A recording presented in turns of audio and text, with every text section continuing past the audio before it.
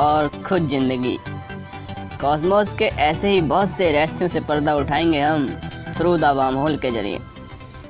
Hello दोस्तों, एक बार फिर से आप सभी का स्वागत है साइंस जर्नी चैनल पर।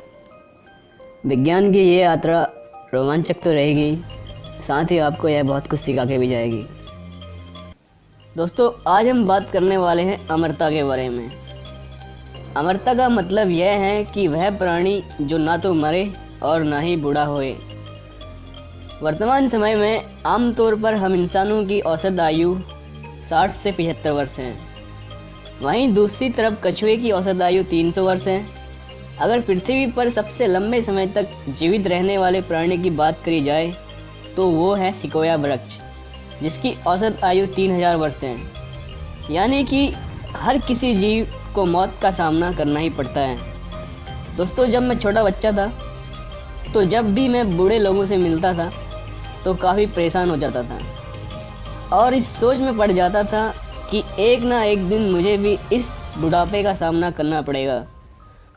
और खुद से एक सवाल पूछता था कि क्या पृथ्वी पर कोई ऐसा जीव भी है जिसे कभी भी बुढ़ापे का सामना ना करना पड़ता हो। शायद मैं सही था।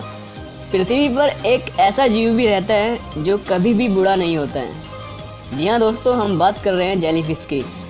अगर आप अमर होना चाहते हैं तो आप जेलीफिश बन जाइए, क्योंकि इसकी अमेजिंग लाइफ साइकिल ने इसे अमर बना दिया है और पूरी दुनिया के वैज्ञानिकों को हैरान परेशान कर दिया है। वैज्ञानिक यह देखकर आश्चर्य में पड़े हुए हैं कि यह कैसे मुमकिन हो सकता है कि यह जीव बूढ़ा होता ही नहीं। हर कोई बड़ा होने के बाद यह ज़रूर चाहता है कि वह अपने बचपन में वापस लौट सकें, परंतु ऐसा कर नहीं पाता। लेकिन जेलीफिश इस काम को बहुत आसानी से कर लेती है। यह जीव बड़ा होने के बाद और बूढ़ा होने से पहले वापस अपने बचपन में चला जाता है और इसी काम को वह बार बार दोहराता रहता है और हमेशा के लिए अमर हो जाता है। इस जेलीफिश का जीवन चक्र इस प्रकार है। सबसे पहले एक फर्टिलाइज़र अंडा होता है जो लार्वे में बदल जाता है। फिर लार्वा पॉलिप बनाता है और फिर पॉलिप मेडुसा यानी जेलीफिश में बदल जाती हैं। दोस्तों, ये है जेलीफिश का जीवन चक्र, जिसे ये बार बार दोहराता रहता है और कभी नहीं मरता। जेलीफिश बहुत सुस्त होती है। यह कोई गति नहीं करती है, बल्कि समुद्र की लहरें इसे जहाँ ले जाती है ये वहीं चली जाती हैं। शायद इसे समुद्र पर काफ़ी भरोसा है। एक चीज़ और, अगर जेलीफिश अमर हैं तो फिर पूरी धरती इससे भर क्यों नहीं जाती है। लेकिन ऐसा नहीं होता, क्योंकि ये जेलीफिश न्यूट्रिशन का अच्छा स्रोत है, इसलिए दूसरे समुद्री जीवों को इनमें अपना खाना नज़र आता है। अगर इन जेलीफिश को कोई नहीं खाए तो ये अमर जेलीफिश बड़े होने के बाद अपने आप को वापस अपनी ज़िंदगी के शुरुआती स्टेज में यानी पॉलिप में पहुंचा देती हैं। यह जेलीफिश बहुत छोटे साइज़ की होती है। इनका साइज 4.5 मिलीमीटर होता है। जेलीफिश कई मायनों में अद्भुत जीव है।